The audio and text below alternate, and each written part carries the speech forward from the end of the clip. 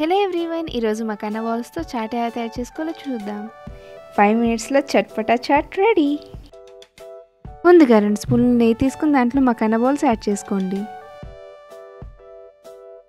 5 minutes నెయ్యిలో roast చేయండి. వీటిని క్రంచీ మకానా బాల్స్ రెడీ అయిపోతాయి.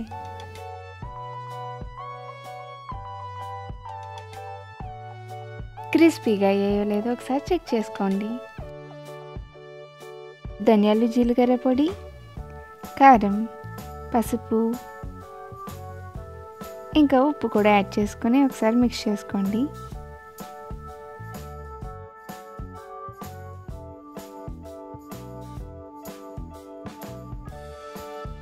ఉల్లిపాయ ముక్కలు, టమాటా ముక్కలు, లెమన్ జ్యూస్ అన్నీ యాడ్ చేసుకుని మంచిగా మిక్స్ అయ్యేలా కలుపుకోండి.